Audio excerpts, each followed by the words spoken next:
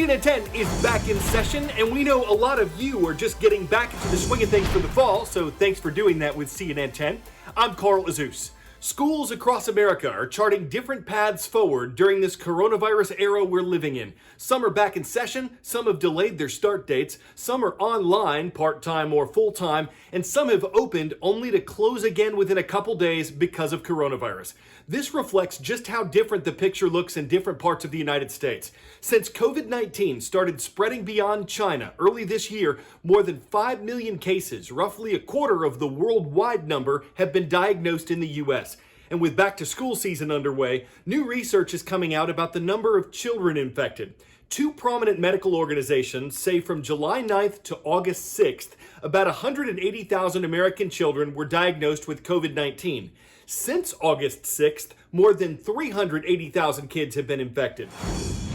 One is that we are starting to test kids more, right? It was largely symptomatic adults that were getting tested up until recently. Younger people are starting to get tested more, thinking about school sports, going back to school, whatever it may be. But I think another big part of this is that kids are getting out and about more. Young kids have been largely at home since the middle of March, and that's in the United States, but in many places around the world. In fact, if you go back and look at that South Korea contact tracing study, which a lot of people point to say, hey, look, kids 10 and older, they spread this virus just like adults. That's what that study showed. Kids under the age of 10, they sort of had, it was more inconclusive. When I looked at that data closely, you found that 50,000 or so contacts were traced in the entire study, but only about 50 of those were in people aged 0 to 9 because there weren't, young kids didn't have that many contacts. They were mostly at home. So as the kids are starting to go out and about and we realize they carry virus, it's becoming increasingly clear to me. I think we've got a lot of clues now that kids do spread this virus, and we're getting evidence of that now. The silver lining to this, according to experts, is that children appear less likely to get seriously sick from COVID-19. Though deaths have been reported, kids' symptoms overall look like they're milder when they're diagnosed with COVID-19 than when older adults are. But as we've said, many people of different ages have no symptoms at all, and many countries are finding different ways to deal with those who do. I'm Matthew Chance in Moscow, and Russia has just approved what it says is the world's first coronavirus vaccine, despite concerns about its safety and effectiveness. In a video conference with top officials, Russian President Vladimir Putin announced the Russian-made vaccine had undergone all necessary tests and was now registered for use. Even though those crucial third-phase human trials have yet to be completed, the Russian health minister confirmed that frontline health workers and teachers will be the first to be vaccinated. Vladimir Putin also revealed, incredibly, one of his own daughters, who we very rarely hear about, had taken part in the testing and had already been vaccinated. He said that she'd got a slight temperature but was now feeling better. It's an extraordinary revelation and a sign of just how much confidence, rightly or wrongly, Russia has in what its health minister says is a huge contribution to the victory over coronavirus. I'm Paula Hancocks in Taipei. US Health Secretary Alex Azar has just given a speech here in Taiwan praising the open and transparent way that this island has dealt with the coronavirus pandemic. He says it's in stark contrast to the country where the virus originated from, namely China. Now, earlier this Tuesday, Secretary Azar met with Taiwan's Foreign Minister, Joseph Wu. And during that meeting, Wu said that Taiwan's used to dealing with threats, whether it's military, diplomatic, or the epidemic, also saying that he's concerned that China is trying to turn Taiwan into Hong Kong. I'm Angus Watson in Australia, where coronavirus border closures are likely to keep the country divided past Christmas, the Prime Minister has warned. Scott Morrison says things aren't getting back to normal anytime soon, as Victoria battles a bitter second wave of COVID-19. 19 deaths recorded Tuesday, with 321 cases, the lowest number in almost 2 weeks. The government says that's down to compulsory mask wearing and hopes to see a further bending of the curve as its stage 4 restrictions start to be reflected in the numbers.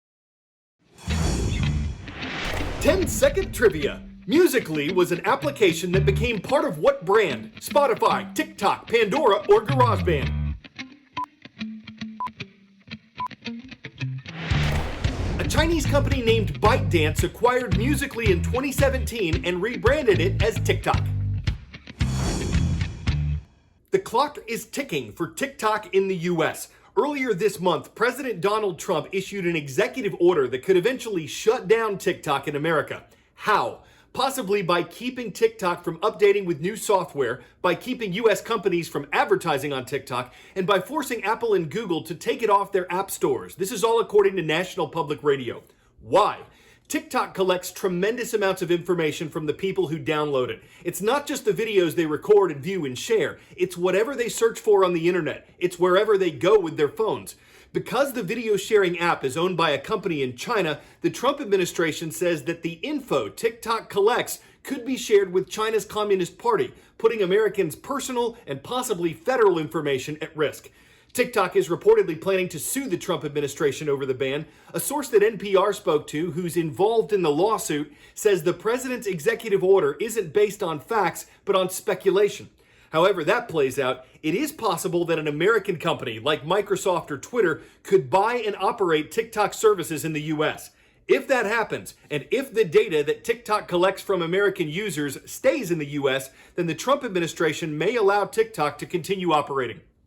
Amazon isn't the only reason why companies like Macy's, Sears, and JCPenney have shut hundreds of stores across America. But the increase in online shopping is a factor, and now Amazon may be planning to turn dozens of mall stores into Amazon warehouses. Experts say this won't necessarily bring more shoppers into malls, but it could give the buildings some of the money they need to stay open and bring Amazon products closer to where its customers live. For Sears and JCPenney, it's another sign of the changing times. In a sea of retail bankruptcy, JCPenney is the latest victim. The iconic American retailer, known for its low prices and deep discounts, is now billions of dollars in debt and hasn't been profitable since 2010. But long before sales started sinking and debt started rising, JCPenney helped transform the retail industry. In 1902, James Cash Penney opened a branch of a dry goods chain called the Golden Rule in Wyoming. At the time, Penney's business practices were revolutionary. To keep prices low, he banned haggling, which was a common practice at the time. That meant every customer paid the same ticketed price. Penney also encouraged employees to serve customers well. His motto was, "Serve the public to its ultimate satisfaction." And he was dedicated to being ethical, applying the store's name, the Golden Rule, to both customers and employees. A decade and many stores later, Penney incorporated the company and changed the name to the brand we know today. The company went public in 1929, right before the stock market crashed and the Great Depression began. Still, JCPenney found continued success as customers looking for low-cost goods filed in. And in 1951, the company hit $1 billion in sales for the first time. But in recent years, JCPenney has struggled. Sales flagged during the recession, and the retailer couldn't bring customers back. The department store was one of the first to adopt e-commerce in 1994, but overall it has struggled to keep up in the digital era. A parade of CEOs has tried to turn the company around. Ron Johnson came from Apple and tried to give the brand a fresh look in 2012, including ending the store's famous coupons. The costly revamp flopped, and consumers lost trust in the business.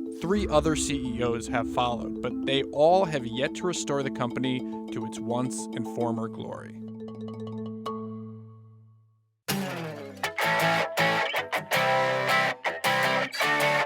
Life has come full circle for 2 beluga whales in Iceland. Their names are Little Gray and Little White, and they were captured off the coast of Russia in 2011. They spent some time at a Russian research facility before being moved to an aquarium in China, and a company that bought that aquarium decided to release the belugas, so they're now being reintroduced to the sea in Iceland, where they'll spend their future in an 8-acre sanctuary.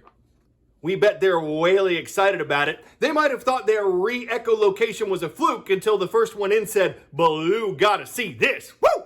All right, the students of Desert Hot Springs High School are watching today. Shout out to everyone in Desert Hot Springs, California. I'm Carl Azus for CNN.